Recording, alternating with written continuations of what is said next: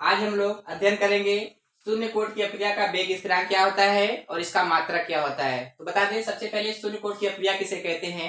ऐसी रासायनिक अप्रिया जिसमें समय के साथ अभिकारक अणु में कोई परिवर्तन नहीं होता है उसे शून्य कोटि की अप्रिया कहते हैं। ऐसी रासायनिक अप्रिया जिसमें समय के साथ अभिकारक अणु में कोई परिवर्तन नहीं होता है उसे शून्य कोटि की अप्रिया कहते हैं।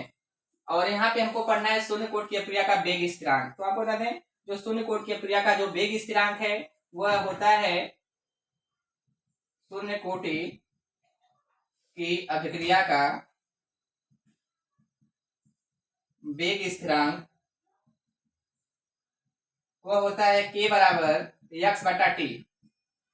शून्य कोटि की अप्रिया का जो वेग स्थिरांक होता है वह होता है k बराबर x बटा टी। x क्या है, अभिकारक पदार्थ है, और t समय है, k क्या है, वेग स्थिरांक है। इसका मात्रक भी एग्जाम में आता है कि शून्य कोटि की अप्रिया का मात्रक बताइए। इसका मात्रक है mole litre inverse second inverse. यह एग्जाम में बहुत साल आया क्वेश्चन। इस शून्य कोटि की अप्रिया का वेग स्थिरांक लिखिए और उनका मात्रक लिखिए। तो आप लोग बताएंगे इस शून्य कोटि की अप्रिया का जो वेग स्थिरांक x के बराबर होता है x बटा टी, और जो इसका मात्रक है mole litre inverse second inverse यह होता है। और शून्य कोटि की अप्रिया किसे कहते हैं, यह भी कभी काल आता है ऐसी रासायनिक अप्रिया जिसमें समय के साथ अभिकारक अणु में कोई परिवर्तन नहीं होता है उसे शून्य कोटि की अप्रिया कहते हैं। एग्जाम्पल भी है शून्य कोटि की अप्रिया का, एग्जाम्पल है जैसे H2 प्लस Cl2 2HCl। इसकी कोटि क्या होगी, इसकी कोटि शून्य होगी।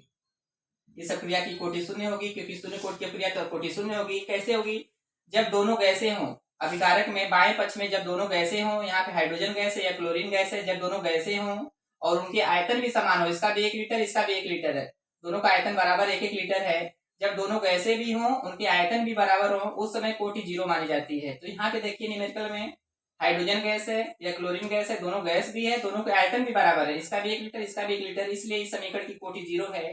तो शून्य कोटि की अप्रिया उसे कहते हैं जिसमें अभिकारक में कोई परिवर्तन नहीं होगा। जब कोई परिवर्तन नहीं होगा तो कोटि क्या होगी, शून्य होगी। और शून्य कोटि की अप्रिया का जो समीकरण है ऐसे भी लिख सकते हैं, जो इसका वेग होता है अप्रिया का जो वेग होता है, शून्य कोटि की अप्रिया का जो वेग होता है वो होता है dx बटा dt समानुपाते ये आपका 1/0 है।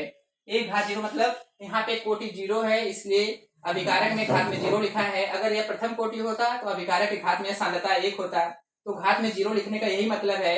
यह शून्य कोटि है तो यहाँ पे अभिकारक के घात में 0 है, और dx बटे dt क्या है, वेग है, और यह समानुपाती का चिन्ह है।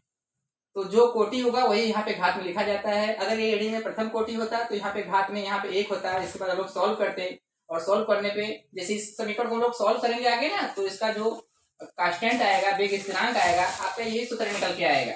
हम आशा करते हैं कि आपको समझ में आएगा। Thank you.